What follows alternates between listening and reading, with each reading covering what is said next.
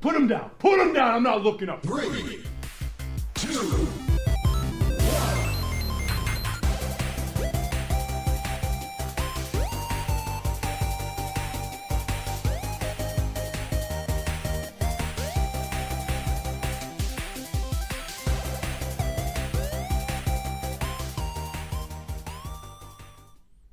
Welcome back to the Agony of Positivity. I am Ross. My eyebrows are uneven today. On the other side of the computer world. Somewhere. What a weird thing to say about yourself. So, I still record with OBS using the webcam. Generally, I just post the thumbnail to YouTube because it was giving me such a problem for a while. But I still do it just so we have a record if we ever need a video version for some reason. But looking in it, one of my eyebrows, I had just showered, and I'm starting to wonder if I didn't have a stroke. The difference in my eyebrows is so significant. It's like I'm giving the people's eyebrow, but I'm not. We're probably going to move the camera off screen because I'm going to be focused on that. So I was just watching it the whole time. I was like, focus the camera on your fingers. I'm just moving where the webcam part is off the screen a little bit, so I don't focus on that. It's significantly different. I need to go get a brush when I'm done or something. Because I don't know if we have older listeners. Your eyebrows start getting pretty crazy at a certain point.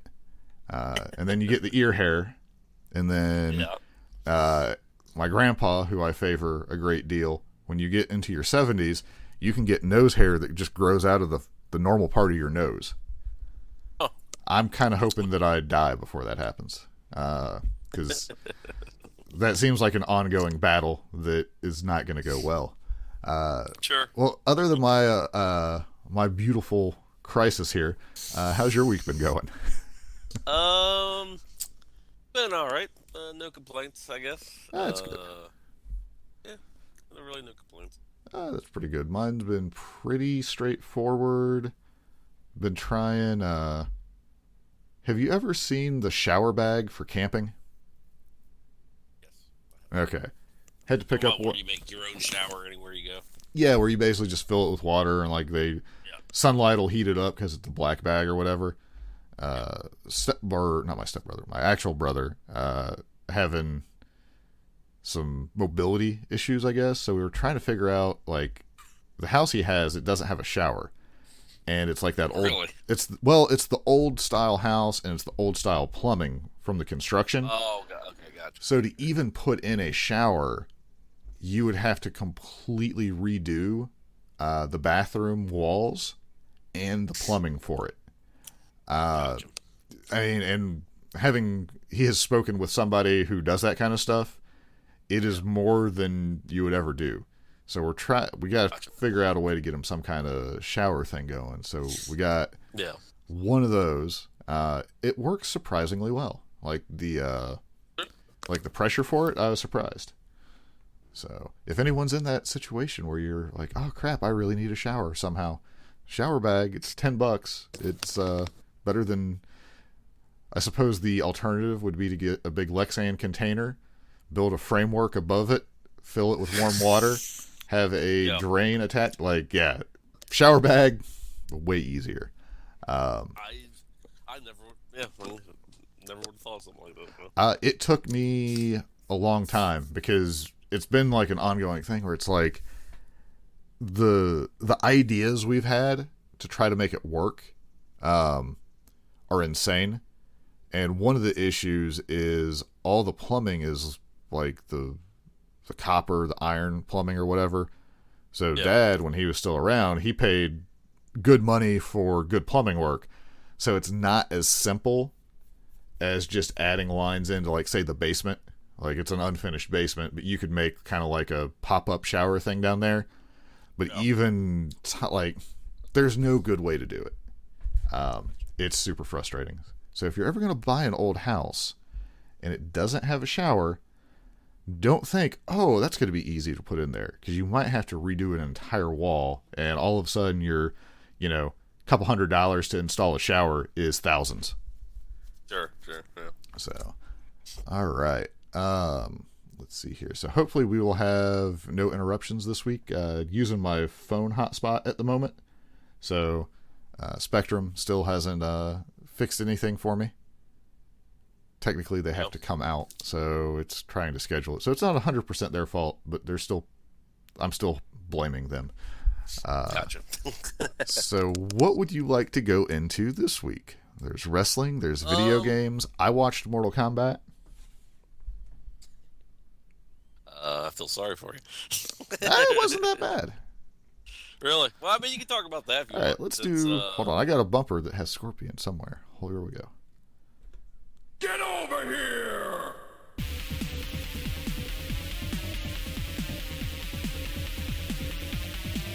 Time's up. Let's do this. Technically, that's like the game's bumper. But yeah, so I woke up super early the other day. I was like, crap, I don't have to work. What am I going to do? I know. I'm going to watch Mortal Kombat.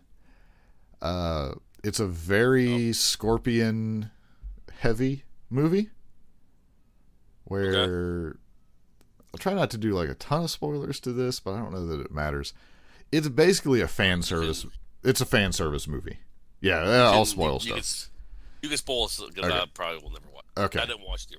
And if you're listening to this and you don't want to be spoiled, it's pretty straightforward, but maybe skip a little bit. So yeah, sorry, I have to. Where I'm hiding my eyebrows is also where the timer is. So I needed to find the timestamp here. It starts out, Scorpion is hanging out with his family. Obviously, they don't call him Scorpion. It's his real name, whatever that was.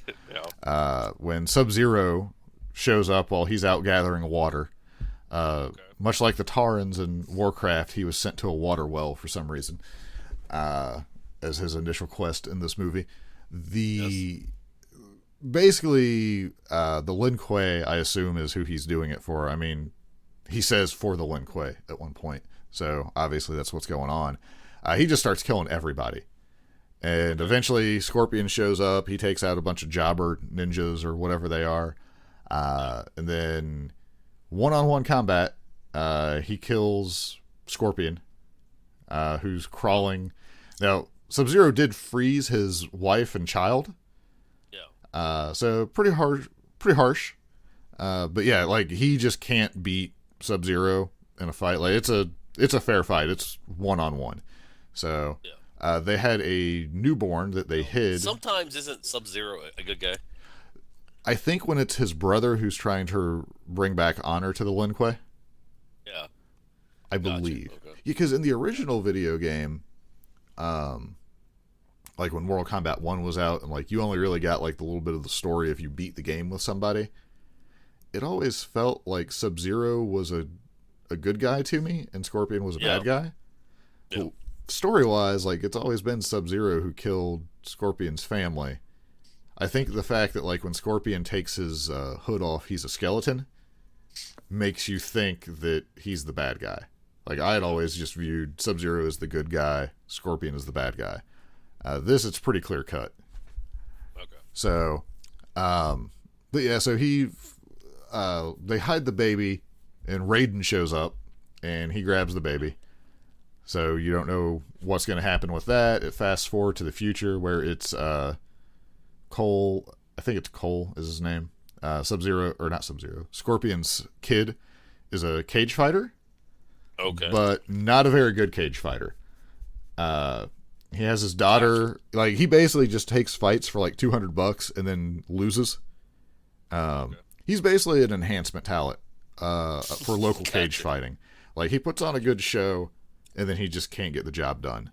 They allude to some kind of change in mentality at one point, that maybe he used to beat people and now he just can't anymore. I don't know if that was related to the game story, and I just haven't followed that, so I have no idea.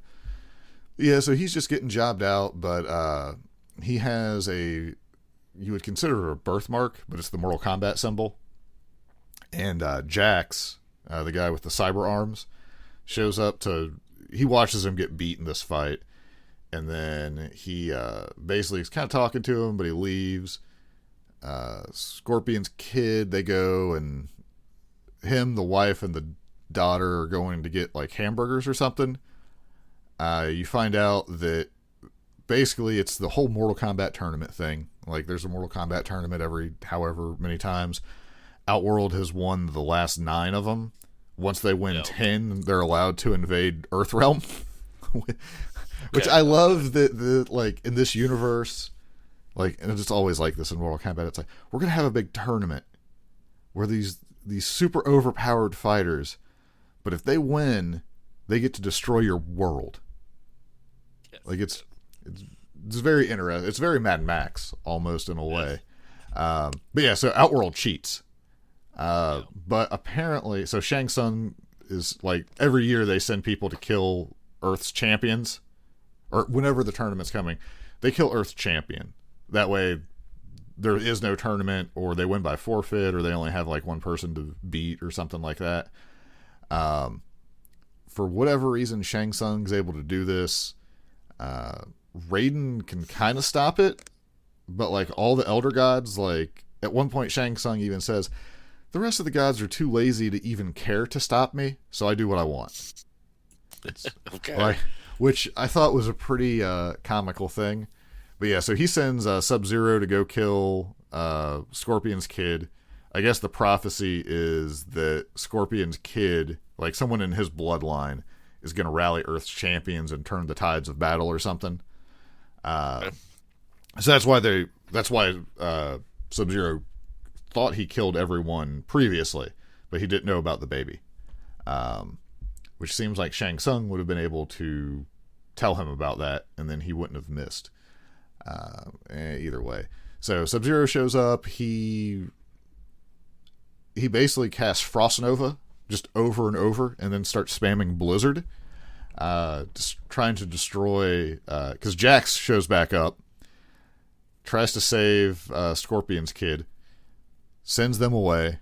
Him and Sub-Zero have a fight in like an abandoned warehouse where, so at this point Jax has normal arms, so you know something bad is going to happen to him. Sub-Zero is busted, overpowered. He freezes and shatters Jax's arms and like just kicks him like down, like 2 stories, I guess, and leaves him for dead. This is technically the second time he's done something like that, because when he killed Scorpion originally, he stabs him like in the shoulder with like the harpoon blade thingy. Yeah. Which I don't know if, like, I know if you get cut on the inner thigh, that's something where you'll, there's a major artery there and you'll bleed out. So I don't know if there's something in like the shoulder chest area that's the same. But he like just kind of shoves Scorpion over, leaves him to die. Scorpion wakes up and starts crawling towards his wife and kid, but then he bleeds out and dies. But it's one of those, it seems like if it's that important to kill the guy, you should probably make sure he's actually dead before you leave. Sure. Same thing with this, is Jax is one of Earth's champions. Are you sure you want to like just kick him down like 2 stories and just assume that he's gonna die? Shouldn't you finish him off? But he's like Godzilla. He doesn't. He just assumes. He's like, You know, speaking of Godzilla, I was watching. This is totally off topic, but it's kind of fatality related, I guess. Skull Island was on before Dynamite this week, and King Kong is fighting a monster that is 100% going to kill him without the humans interfering. So the humans save Kong again. Didn't that happen like twice in the Vs. Godzilla movie, where Kong was clearly going to be dead until the humans saved him? Uh-oh. Are you there? Hello? Yep, I'm here. I'm sorry. Oh. My wife was calling. Okay, I thought you were like muted or something. Nope, I heard every word. Yeah. Okay. Godzilla. Yeah, but so Kong, like, right, that's Skull Island, it happens at least once. Godzilla, it happens at least twice. Like, there's 3 instances that King Kong should be dead, but the humans did a run-in and saved him. Sure. Despite, as you said, Kong bows to no one. Oh, I didn't say it. Yeah. The movie says it at least twice. Yes. I don't remember Godzilla needing quite the help from humans that King Kong has needed. Yes. Yeah. That's all I can say. Godzilla, I mean, King Kong, I don't know. He's just a big monkey. I think Godzilla, I mean, he's way overpowered. He's in a different class than King Kong. But, yeah. You know, that's a different movie. Yeah, it just drove me insane that even in that movie, he needed the humans' help to win. No, sure. Because that's not how he's billed. That'd be like 80s Hulk Hogan, never winning clean. I'm like, wait a minute. But yeah, back to the Mortal Kombat thing. When they sent Scorpion's kid off, it was to meet Sonya Blade. So Sonya is Sonya Blade. I mean, I don't know what you would expect out of it. She's captured Kano. Yeah. Kano is probably the best character in the movie, honestly. He's Australian in this. He's just not happy about anything. When people start doing crazy... with the laser eye, right? Yeah. Like, when people start having, like, crazy powers, he's, like, the only one who's just like, are you kidding me? What is going on? Like, how do you do this? There's so much stuff that goes on in this movie where it's basically they're just recreating fight scenes. Shang Tsung sends basically Reptile, like an invisible reptilian creature, to try to assassinate the kid and Kano. Because if you kill somebody with the Mortal Kombat logo, it appears on you. So he killed some guy that had the logo, so he got it. Okay. And what does the symbol represent? It's just you're chosen. You're a chosen Mortal Kombat contestant. So on Mortal Monday, when Mortal Kombat... Mortal Monday. I don't know if people are old enough to know. When Mortal Kombat first came to the Super Nintendo and the Genesis, it released on a Monday, and it was Mortal Monday. I think it was the 13th, perhaps, of September. And it was ridiculous. Like, the commercials were crazy for it, and then the Super Nintendo version had no blood, which was a big bait and switch, because they said that it was going to. But, yeah, so they kill this reptile thing. Kano's actually the one who kills it, and he, like, rips its heart out, so you get his, like, original fatality. So that's kind of neat. So it turns out they need to get to Raiden's temple, because Kano knows all this, because he's, like, some kind of smuggler. So stuff happens. Kano takes them to go the middle of the desert to find this temple. And they're like, oh, you know about this? And he's like, oh my God, the locals wouldn't shut up about it. Raiding this and raiding that. Oh, like, I don't, like, Kano, you would be pretty close to Kano if you were evil. Like, in this movie. Like, if you were dropped into it, you're just like, oh, geez, these people. So they meet Liu Kang on the way. Like, he comes to find him. Kano was going to try to attack him, and he does like a flame burst to him, and that's one of the first things where Kano's like, oh my God, that was insane, teach me that. And obviously they don't teach him that. So you get to Raiden's temple. Kung Lao's there, Raiden's there. Raiden, did you see the other Mortal Kombat movies? Like the old one? When you say did I see them, I saw bits and pieces of them. I've never watched the whole movie all the way through. So the old ones, like, Raiden was kind of like a benevolent teacher in some instances. In this one, like, he looks at the people who showed up as, like, the chosen one, and he's like, are you... Basically, he just calls them trash. He's like, are you kidding me? This is what we have to work with? We might as well just give up now.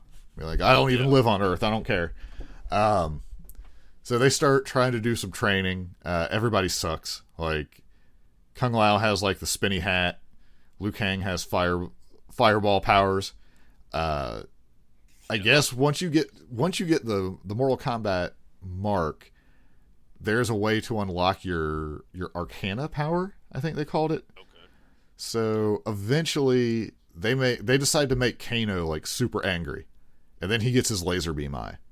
So he's unlocked that.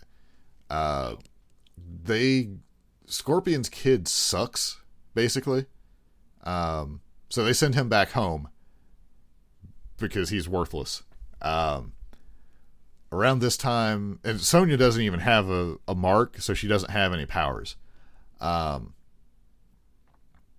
trying to think. So you meet Cyrax with Shang Tsung, Goro, some other people.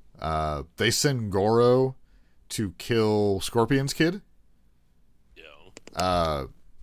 So he basically, because Goro's going to kill his family, his wife and little girl, and that's when he finally unlocks his power.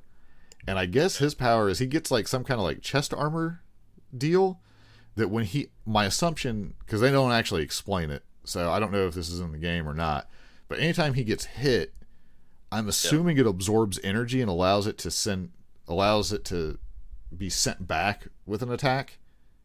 Because otherwise, his armor just glows red. I don't know what it does. I have to assume that it's some kind of like energy absorbing thing. Because he's also able to like just block Goro's punch, which he should not be able to do. But he eventually he really kills Goro a lot. Like there's a lot of death to Goro. So that was actually part of Raiden's plan. He knew that would happen, I guess, and that was probably the best way to unlock his powers. Kano turns on him. What a shock, the bad guy. So he's now with Shang Tsung. They're kicking the crap out of Kung Lao and Liu Kang. And Sonya. Like, nobody's doing very good. Raiden eventually comes to, like, rescue everybody. Kung Lao gets grabbed by Shang Tsung, gets his soul sucked. So you're just getting treated to all kinds of fatalities throughout this. You know, like people will die and some will be like, "Oh, flawless," or "Oh, fatality." It is just like it's super cheesy, but you can tell they're just like having fun. Like the movie is serious, but it doesn't. I don't know. It's like it knows it's being cheesy, so it doesn't. It's not as cringy, I guess, if that makes any sense. They don't think they're not taking themselves serious. Yeah, there's like all kinds of stuff happens. Eventually, like all the heroes, they use like Raiden can't directly interfere, but since Outland is trying to circumvent the rules of the tournament, he's able to teleport all the fighters, and basically they're going to make the tournament happen on their own terms. So he teleports like Scorpion's kid and someone to somewhere. He puts Jax and someone to somewhere. Oh yeah, they give Jax like super lame robot arms, but then his superpower turns his arms into good arms, basically. Because he can't get a rock off Sonya, and then all of a sudden he can get a rock off Sonya. All right. So they obliterate everybody. Like on the one-on-one fights, it's not even fair almost at this point. But no one. They can't take Sub-Zero one-on-one, so the plan is to have like multiple people fight Sub-Zero, but it doesn't work that way. It ends up being Scorpion's kid and Sub-Zero. So they're fighting back and forth. He's frozen the wife and child, so flashback to what happened to the real Scorpion. That's his go-to move, I guess. Well, I mean, he basically spams ice attacks throughout this whole thing. So there's a point where he's not faring very well against Sub-Zero, and all of a sudden they kind of go over it, but not really. Scorpion the real Scorpion shows up, like how you would expect him in the yellow armor and everything. Yeah. Mm-hmm. So they double team Sub-Zero until they finally beat him.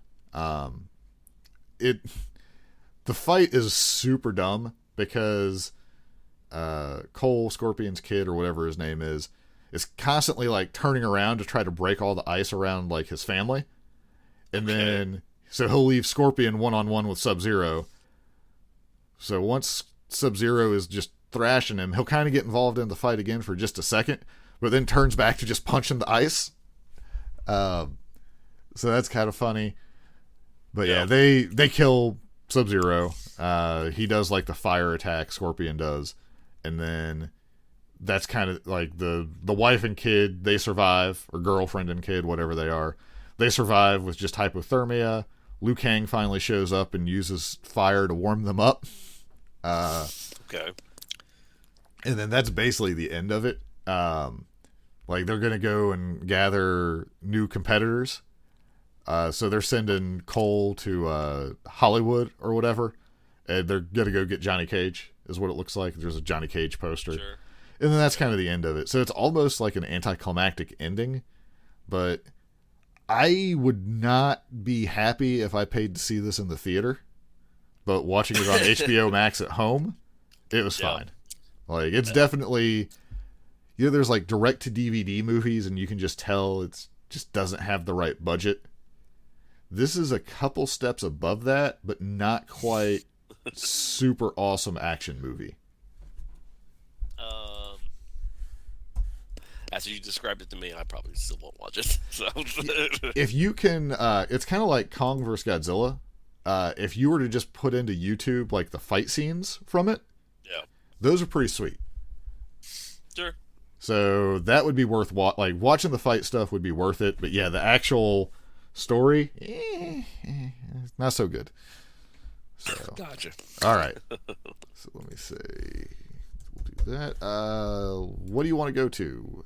We got some video we can talk a games? little bit about Hearthstone because I wanted to talk about. Okay. Go ahead. Do the bumper. Do the bumper. Well, it's weird because I already did the bumper for that. Do it again. Get over here!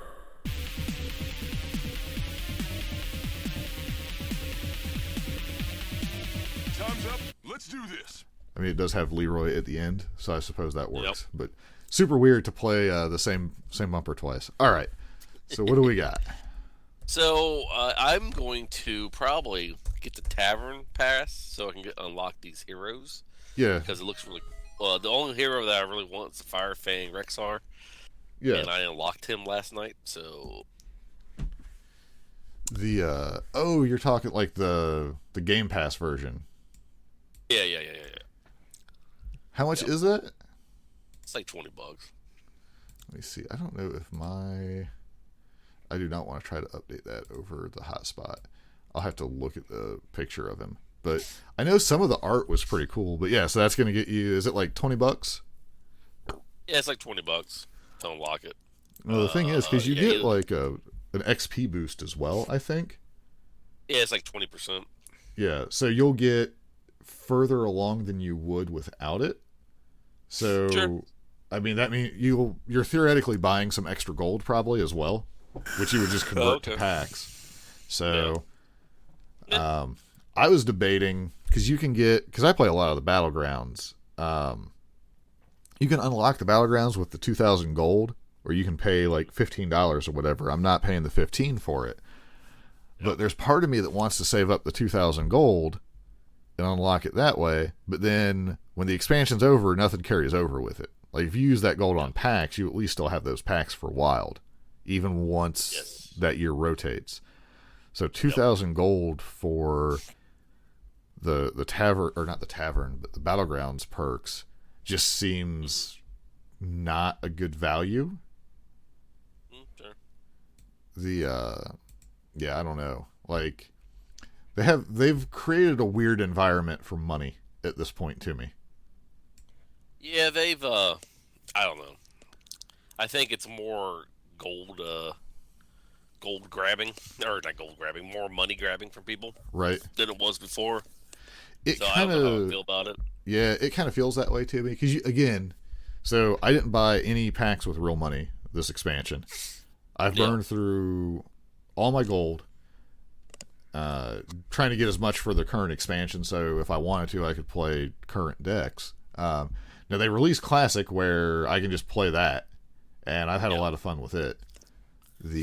Just some of the old stuff where you're like, oh, I forgot how stupid this was. Like Starving Buzzard, Unleash the Hounds, other broken stuff is pretty good.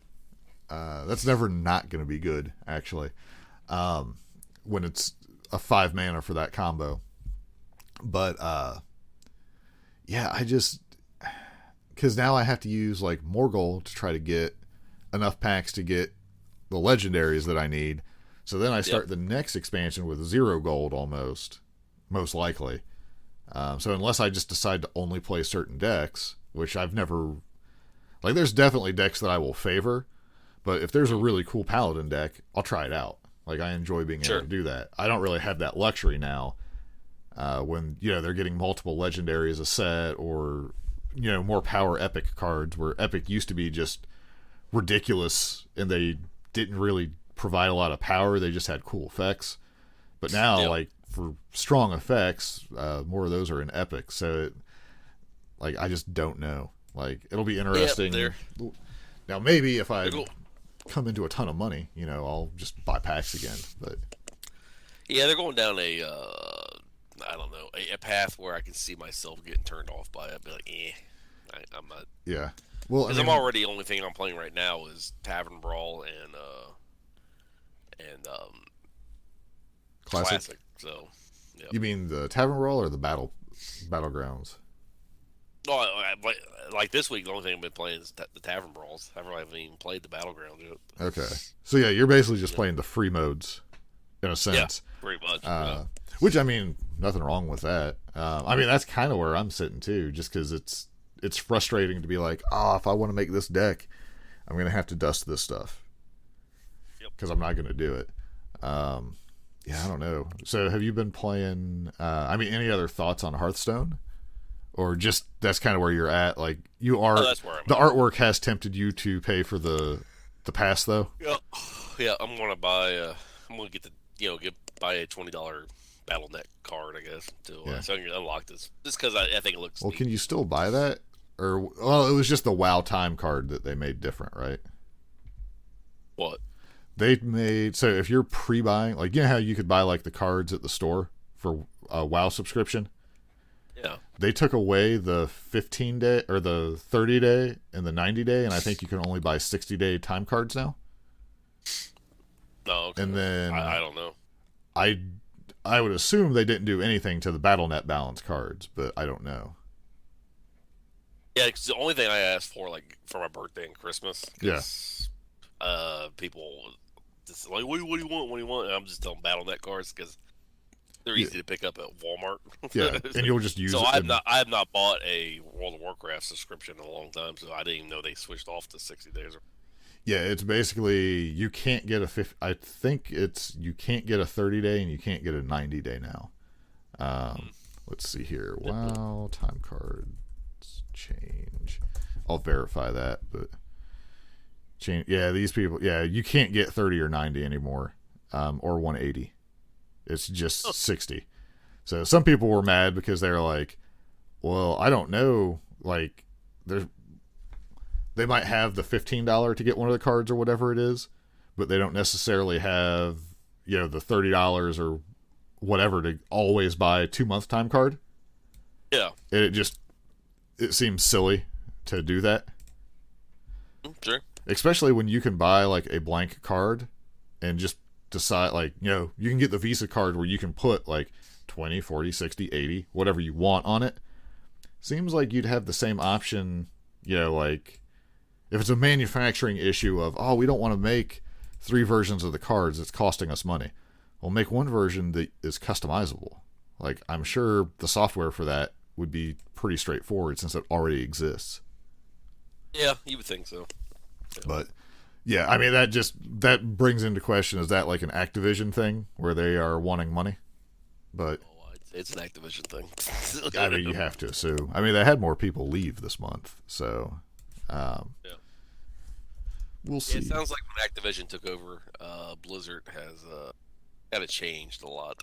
Yeah, I mean, it's taken a while, but you're starting to see it more and more here. One of the podcasts I was listening to, they were just talking about BlizzCon some.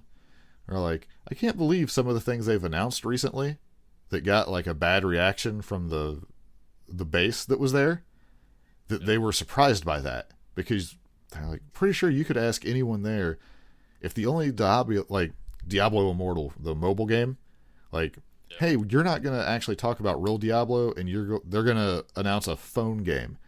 How do you think that's going to go? I don't think anyone would say that would go well. When they were talking about Destiny at BlizzCon, which is not a Blizzard game, and it didn't go well.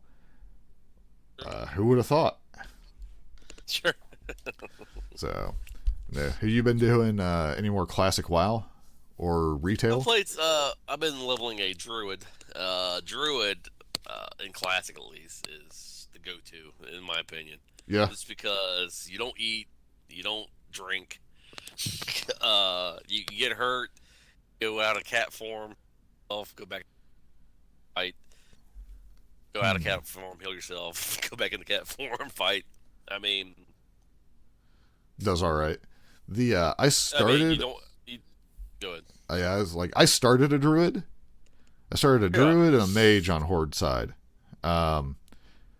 Mage still feels good because you kill stuff real quick, but then you got to spend forever drinking. And until you get like where you can make your food and drink, that's a pain. The druid is just super boring at the early part. Yes, it is. Because it's like, well, I'm going to do my cast time. I'm going to moonfire. Then I'm going to hit you with a stick for a while. And eventually... Until you get bear form and cat form, it's really boring. When do you get that's that? One thing. Is that like level 10? I think bear form you get 10. It's level 10 because you get to talk to you get to learn how to shift into a bear, so you get to fight a bear or something. Goof. And it's kind of stupid. Yeah, I might. When do you get the travel, like the faster travel forms? So you get cat form. Apparently, you don't have to fight a cat. Once you fight the bear, you learn how to transform into all animals. I guess. It'd be way better if you had to go to like Orgrimmar and find a house cat to fight. Yes.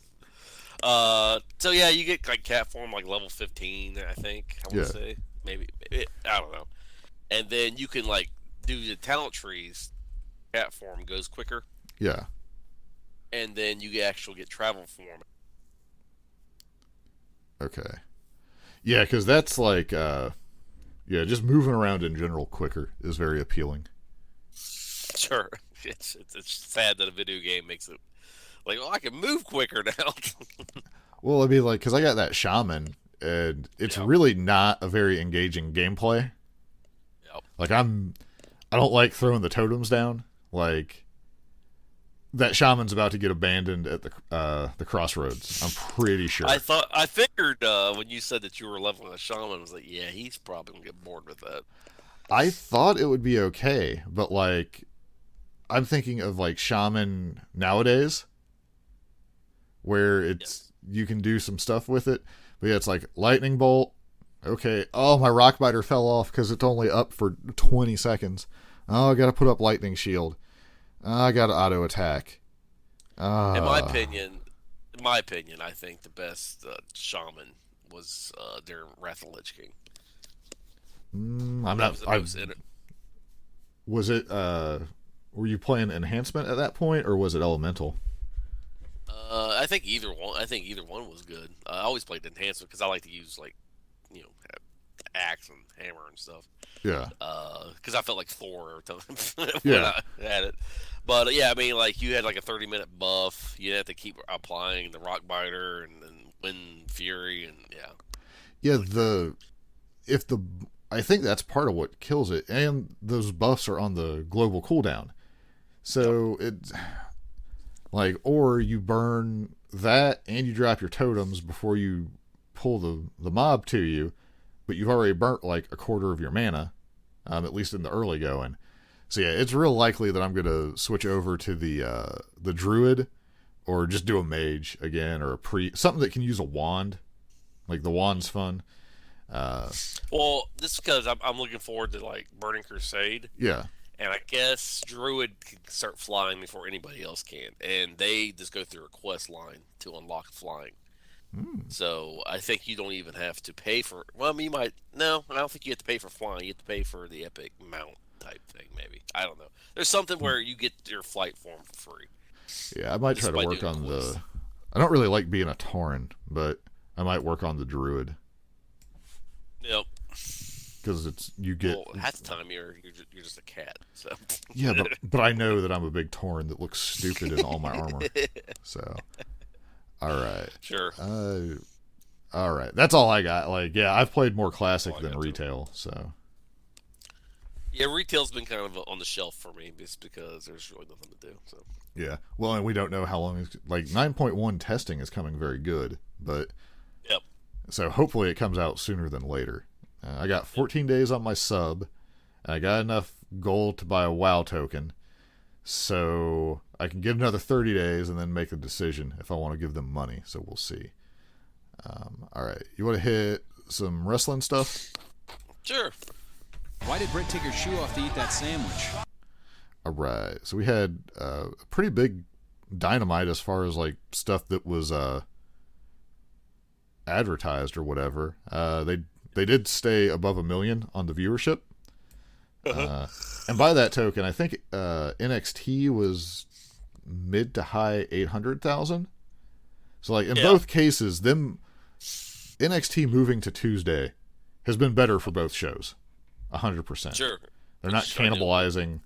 Now, I would be curious if AEW had been losing horribly in the ratings. Well, horribly is a bit of a stretch, but I mean, AEW was winning pretty well against NXT at that time slot. I wonder if AEW and TNT would have thought to change the days they were on, or if they would have just stuck with it and been happy with what they got. Like, I don't know. We'll never know that, but because I mean, AEW is not the one who chose that fight, so Yeah, it was TNT, wasn't it? Well, no, like I think they wanted maybe Tuesday, but they ended up with Wednesday.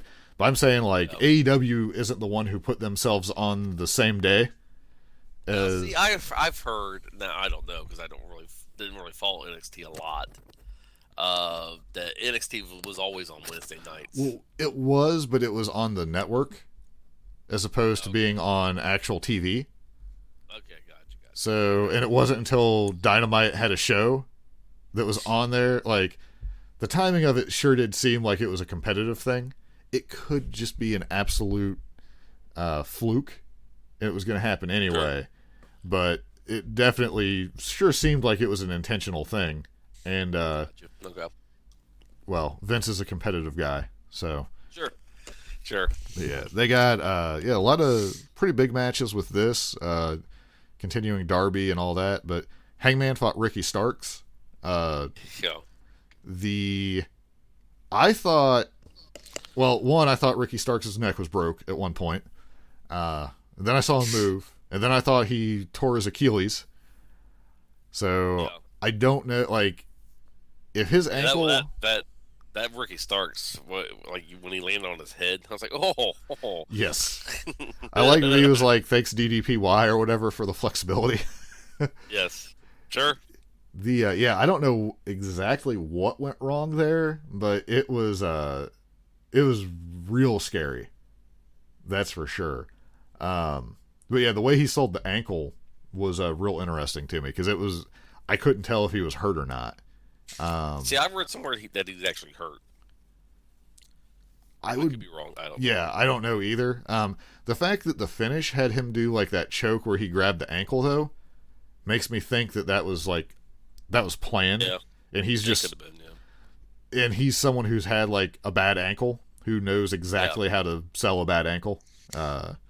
Yeah, it could be. Yeah. But yeah, so Hangman gets the win. Cage and everybody comes out to beat up Hangman. Dark Order comes out because they are the law. They're gonna. Yes. If we were traveling and they went to Canada, they would come out as Mounties. I'm 100% sure. So, your boy Trent fought Penta. Oh, you're missing the Elite in their. My God, what? I mean, talk about bad outfits. It was impressive. It was impressively bad. Have you seen where like they keep changing their Twitter bio like almost every day to make it more like I like the Bucks, but they are that level of obnoxious that is dislikable still, even if you like them. So I've heard like I think they do better as heels than they do as baby faces. I would at this point I would agree. I mean they do pretty good as the baby face because they're likable. But they're very good at being unlikable too. Like they know the exact things to do to to hit a large group of the audience. Yes. And Because I think I texted you. I texted you. I was like, "What the hell is Nick wearing?" I mean, he's got to distract from the hairline. So, all right. So, Alex Abrahantes is a fantastic addition to Penta, I think. I agree. Yeah. I liked that he basically just started insulting Trent and Trent's mom, and they've built up Trent's mom in such a way that that is a line that would make him go crazy. Yeah. Because you were like, so help me if Penta loses to this guy. I was like, there's no way. Yeah. But like I was saying, they don't understand that they might win 1 million matches against them. Eventually, there's going to be like a barbed wire ring claw machine match that they're going to lose, and they're going to be hurt real bad during somehow. Yeah. Oh. Let me see here. But yeah, so Penta goes over. I'm assuming he's going to fight Orange Cassidy. Fighting Orange Cassidy, yeah. Like that seems like that's where it would make it go. Well, no, they've already advertised it. Okay. It's Penta and Orange Cassidy next Wednesday. That should be interesting. Like, I can't see Penta losing that unless it was so Cassidy does like the mousetrap. That's kind of like his equivalent to like the Last Supper, where it's like the flash pin kind of thing. Does that count as like a cheap roll-up win, or since that's like an established move for him, is it just like, oh, you got to be careful because you'll get caught in it if you're not careful? I don't know. I don't know how you would. I don't know how you would look at that. Because New Japan, have you ever seen Yano? Very little. He's kind of like that comedy character, but it's almost like people like he will beat people. And it's because he does something like super lame to him, and it's basically referred to as getting Yano'd. Because he beat Moxley in the G1, I think, because he took athletic tape and taped him and Shooter together. I saw that. Yeah. And I think even Moxley was like, just like, it happens to everybody eventually, but you never think it's your time, like one of those deals. So I wonder if like the Mousetrap, Last Supper, if it's on the same level. All right, sit-down interview. Unfortunately, we thought it was just going to be Jim Ross sits down, based on the one tweet, after a long day of standing. But it turns out there was an interview that goes with him sitting down. What do you think of this? I thought it was all right. Wardlow has more personality now. Yeah, they like, actually let him express himself. Yep. Yeah, it's pretty good. I assume Wardlow is going to do pretty good for himself once he, like, they've definitely taken their time with him, to where eventually, whatever that's going to be, he'll either turn on. Well, he's going to turn on MJF eventually. I don't know what it's going to be. One day. Yeah, well, one day. Yeah. I like it though that they've kind of teased the tension here and there, but it's kind of subsided. Like, as opposed to the first sign of a crack, it's over. Like. They don't pull the trigger on it immediately. Well, they did I remember they did the same thing with the NWO with Kevin Nash and Hulk Hogan and some of that, but that took like forever. Right. I feel like the NWO just doesn't count because it went from like this is okay to this is awful. Yes. Because you had get these yaks out my ring and everybody else in the NWO. Yes. All right, Shida and Conti. How'd you like this one? Conti should have won. You think? Yep. Think it was her time? Yep. I just think it's time to move on from Shida. I'm assuming Britt has to be the one to beat Shida at this point, right? Unfortunately, I think that's where they're going to go with it. I mean, I like Britt Baker. Yeah. I don't know. I just. I mean, I guess as a heel, she would do more with the championship title, I guess. Yeah. And promote it more. So I guess if that's where you're going with it, it makes sense. But yeah. Well, that's the thing is like if you have like a good guy that just puts on really good matches, that's great. But after a certain point, it gets kind of old, and then it's that's what I'm saying. It's just kind of old right now. It's like there's no personality to the championship. Right. Well, and I think the thing is, like, going to another face champion, like in Ty, is probably not the best route to go. And Britt eventually needs to beat Sheeta for the busted face. See, and since you explained it like that, it makes sense, I guess, that you would let Britt do it. Yeah. 'Cause she can cheat and do all kinds of stuff. Well, and I mean, Sheeta's had a good match with everybody, though. Like, I'm pretty sure, like, she has grabbed the women's division and pulled it along for a while everybody was figuring out who they were. I like that there wasn't the DD Ty or DD Tay, however they're like, so confused by her name, but never hit it. So there's no one's kicking out of it or anything. So they keep it kind of protected. Or she was like, yeah, I'm not going to drive my neck into the ground like everybody else. So let's not do that. Like, I'm not going to just let you do this to me for real. So Sheeta retains. It was a good match, though. I liked it. I constantly was expecting to see blood coming from someone's mouth, though, with the amount of knees that were thrown. Yeah. Like, every time that somebody got back up and they weren't bleeding from the mouth or the nose, I was shocked. Well, yeah, because, Tay, her kicks look, nasty. Deadly. Yeah, they look nasty. Well, like, Sheeta's knee, like, neither one. If they don't actually just lay into each other to make it look good, then they are amazing. Because every one of them looks brutal most of the time. Well, I know Tay actually does kickboxing, and I thought Sheeta does some kind of martial arts too. So maybe they were just like, hey, well, let's just treat this as a sparring thing and let's really kick each other. I mean, I could see, because you hear, like, men, like, you would hear that all the time, where they just, like, Shawn and Triple H would be like, yeah, we just kind of lay it in a little bit more because we know we're not really going to hurt the other, but we want it to look as good as we can. So, sure, yeah. Or if, like, people are like, oh, yeah, when you fight Cena, he just hits you because he gets hyped up. You're like, oh, great. That sounds fantastic. Sure. All right. Miro is going to kill somebody. I'm pretty sure is basically... Yeah, I'm glad they get rid of him and Kip. Just move on. It's played its course. Let's see. Unfortunately, I don't know where Kip goes from here.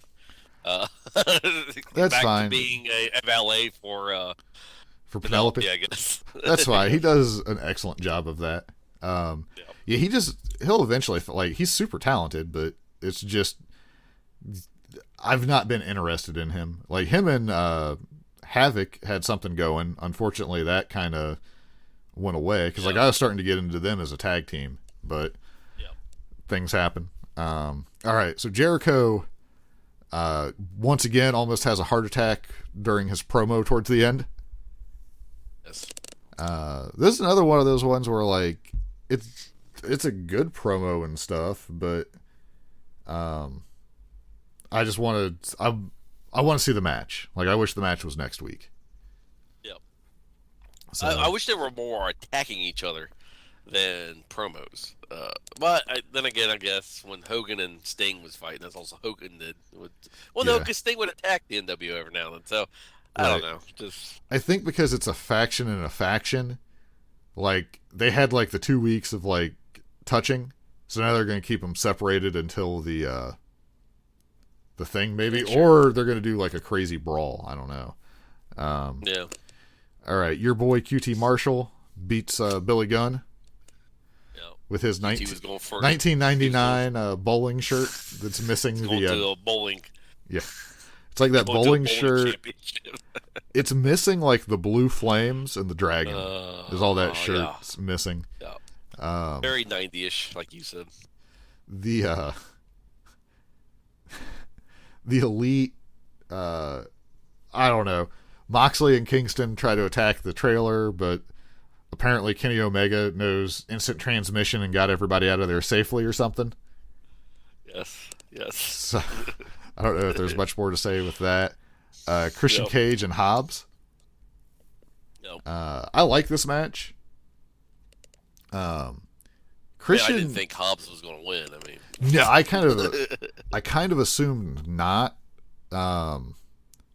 but at least Hobbs looked pretty good in it. Christian is just so much bigger than I think he is. Yeah. I don't know if it was from like that era in WWE where like him and Edge and the Hardys were considered small, but it's because they're around people who are just monsters. Because like Christian's like Hobbs' height, and like obviously Hobbs is just bigger than him, but it's not as much as I would think if you just told me who it was going to be. He actually, this is the second time where he hit the kill switch, and I didn't hate it. Like, he got into it real quick, and Hobbs took it well. Maybe I'm wrong. Maybe I was wrong about the kill switch, and it's just I've seen it when he tries to hit it and they reverse it, it always looks super hokey. Maybe that's my issue. Like, as opposed to when he just like really spins into it. No, I don't think you're wrong. I think it's a bad move. Okay. Like, I'm willing to be wrong. It's just the way you got to grab them and spin to get into it is just stupid. Jade Cargill wants money. That's what I took away. Took away from that. All right, Darby Allin and Jungle Boy. Yeah. We get to see. I never thought I'd see Luchasaurus brawling with Sting. Like, if you would have asked me 2 years ago, like, hey, see this guy on Wrestle Circus? You think he's going to be fighting Sting one day? No, I don't think that's going to happen. I'm sorry, that brawl looked cheesy as hell. Because I don't think Luchasaurus knew what to do or something. I don't know. It just seemed like Sting and Luchasaurus locked up and they slowly danced their way off to the stage. It just looked really bad to me. It wasn't the best, that's for sure. Match itself, did you like it? Yeah, I thought it was alright. Did you go in thinking that there was a chance they might just give it to Jungle Boy here? No. I think it's going to take a heelish type character to. I think what they're going to do is what's his face is going to do beat Darby Allin. What's his name? Murder Hawk. I think he's Lance Archer will be it. Yep, I think that's what they're setting up to. Could be. And maybe Sting turns be a bad guy and turn on Darby. I'd be interested to see that. But you could give Sting. It could be Sting's motivation, though, that's the next thing that Darby needs to learn to overcome in wrestling, is being betrayed. And Sting's the old guy in Rocky. Yeah. Well, in Sting's mind, he's doing the right thing to toughen up Darby or to try to push him to that next level. But it's really just Sting being insane. It's weird seeing Sting and Jake the Snake on the same team together. It just, I don't know. I don't like it. Don't like it. I mean, they are both weirdos. Like, Sting just hangs out in the ceiling. Jake the Snake hangs out in Conan making snake. Yeah. There's someone out there wears more snake print than Jake the Snake. He hasn't worn anything ridiculous lately, but oh man, it was fantastic. Yeah, actually, his outfit this week, he kind of looked like Arn Anderson a little bit. Well, I mean, wasn't he just in the tracksuit? Yeah, he was just in a tracksuit. I mean, tracksuit basically, in my mind now, unfortunately, I associate it with Arn Anderson. So whether that's fair or not, I don't know. But sure. Did you like the show overall for the week? I thought it was all right. I thought it was nothing that blows me away or anything, right. but. I thought it would be talk about, better than for a moment here. Can we talk about Ethan Page's finisher move? The Ego's Edge? If you're going to do it like Razor Ramon. I hate that he only does it halfway through. Like the launching them? Yeah, I don't like that. I liked how Razor did it. I don't like where he actually drops them. Do you think the Razor's way is more impactful, or is it him launching somebody in the air like that makes you go, oh no? No, I don't know. I think it just looks better the way Razor did it. Maybe it's because he's the one that did it first, I guess. I don't know, but. I kind of like this version, just because I like it when people just get launched. Like when Cage does like the power bomb over the ropes or whatever. Like, Yeah. I just like watching people throw through the air, but I feel like the normal Razor's Edge is safer. But I don't know that he's ever hurt anybody with this, but it's one of those, once somebody's just launched like that, it just freaks me out a little bit. Sure. But it looks cool. So yeah. Anyway, so you were I wonder if he would do it the show. normal way if it's a bigger guy that he can't launch. He's not gonna be able to do it to Brian Cage, for example. I don't know. Maybe he can. I'll have to go back and watch some. I'm sure that someone has put together a tape of all of the Ego's edges. Maybe we can look and see if there's different versions. If he can throw Brian Cage like that, then yeah, he has props. I forget.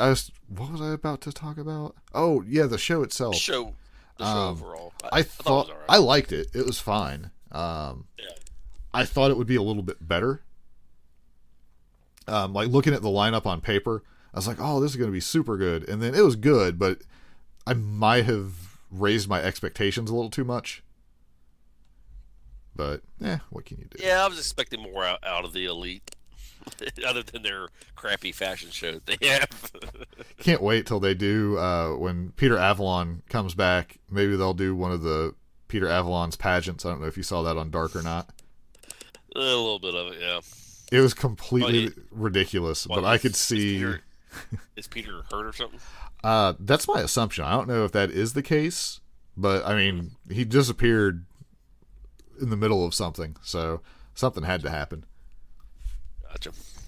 So, all right. Well, I think that's probably a good place to wrap it up. We made it without being interrupted. This is true. We made it. Did a whole show. Sweet. We won't talk about where it broke in the beginning and we had to redo. But Shh, no one knows. Podcast magic.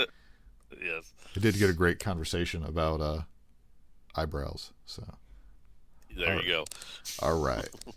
So we will call it there. We will return probably next week. Yep. Internet provided. Later, everybody. Here we go. Bye.